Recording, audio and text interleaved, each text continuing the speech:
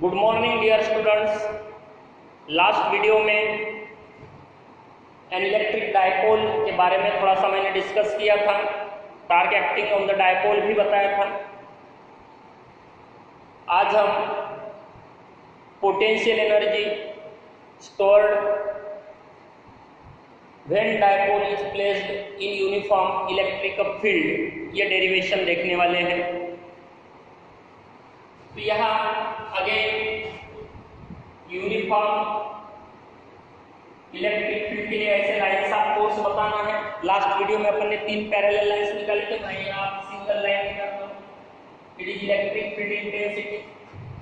उस electric field intensity में हमने ये डायपोल रखा है, ये उसका पॉजिटिव चार्ज है Q, हमें पता है इसके ऊपर QE, ये force in the direction of electric field act होता है।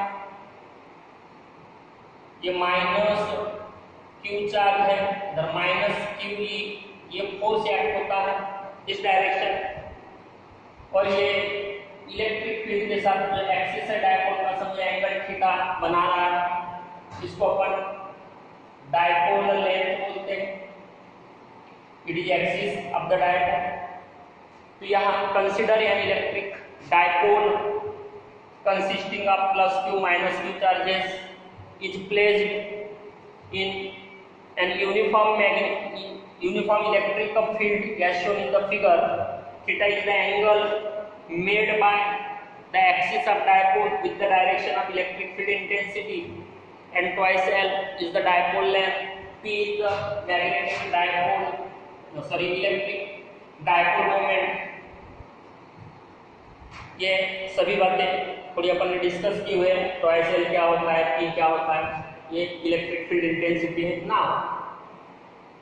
इन linear motion work done is force into displacement.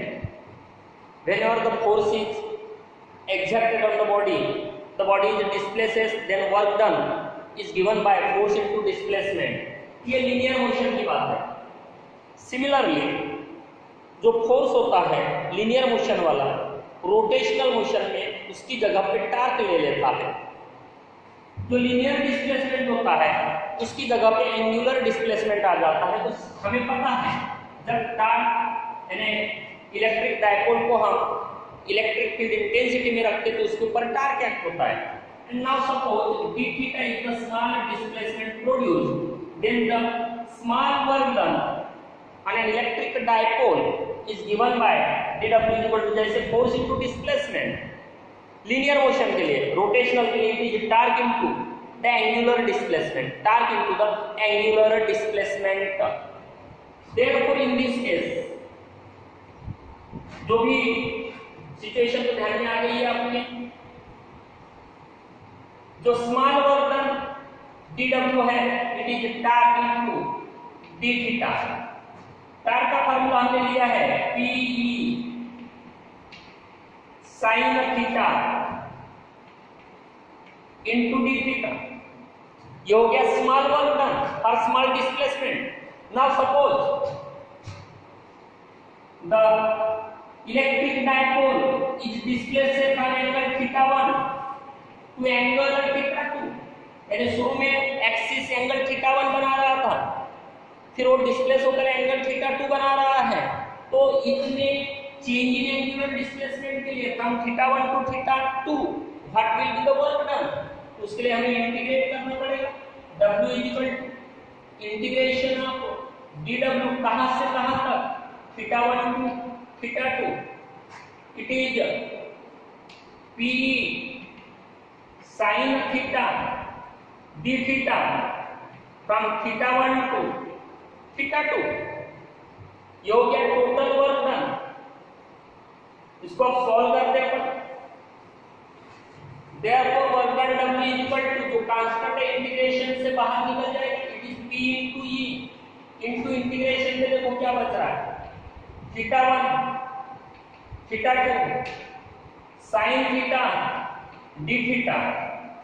Now what is integration of sin theta, it is minus cos theta. Therefore it is P into E into square bracket में minus cosine theta from theta 1 to theta 2. Therefore it is minus इधर निकाल लेता हूँ मैं, p into e, पहले upper limit cosine theta 2 cosine theta 1.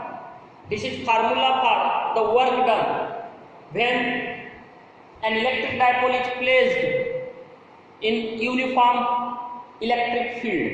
But we know that work done can be stored as the potential energy, and therefore we can say potential energy U is equal to minus P into E into cosine theta 2 minus cosine theta 1. Theta 2 theta 1 ये symbols change हो सकता है अपने 12th text book में इसी जगह theta 0 और theta इस प्रकार के सिंबल्स दिए होंगे, लेकिन कोई भी सिंबल्स हो ध्यान में रखना है इनिशियल जो एंगल था एक्सिस के साथ इलेक्ट्रिक फील्ड इंटेंसिटी का और थीटा 1 था और बाद में क्या हो रहा है theta 2.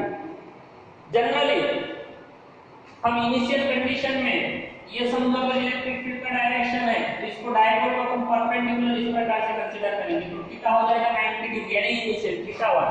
In that case potential energy और work done will be Pe into cosine theta 2 because cosine theta 1 cosine 90 0 हो जाएगा, तो P cos theta 2 और theta 2 को अपन थीटा करके ट्रीट करेंगे, and therefore formula for potential energy U is equal to minus Pe cos theta.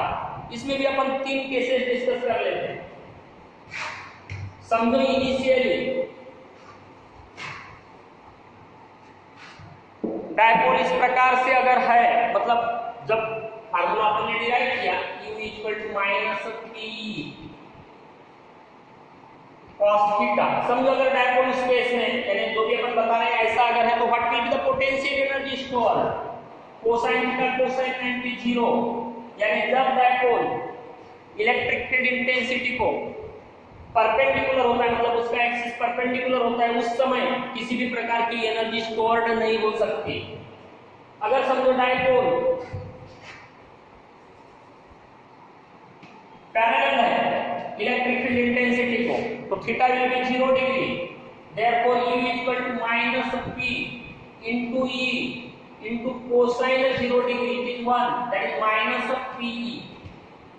अगर dipole anti parallel है, मतलब प्लस इधर आ गया, समझो माइनस इधर हो गया, मैंने 180 डिग्री में रोटेट हो गया, तो theta 180 degree it is minus P cosine 180, it is minus 1, therefore it is the Pe. तो जब डायपोल परपेंडिकुलर रहेगा no energy is stored. When the dipole is parallel to, that means the axis of the dipole is parallel to the direction of electric field intensity, the potential energy will be minimum minus P. And when dipole axis is anti-parallel to the direction of the electric field intensity, the potential energy stored is maximum. तो ये 3 अलग अलग cases है, वो ध्यान में रखनी है. जनरल फार्मूला करके ध्यान में रखना है U equal to minus P cos theta. Actually formula था कोसाइन थीटा 2 कोसाइन थीटा 1. तो इनिशियल कंडीशन में अगर थीटा 1 90 लेते तो फार्मूला कन्वर्ट हो जाता है U is equal to P U is equal to minus P E cosine theta. तो यह है electrostatics potential energy due to dipole. Okay, see you in the next video. Bye.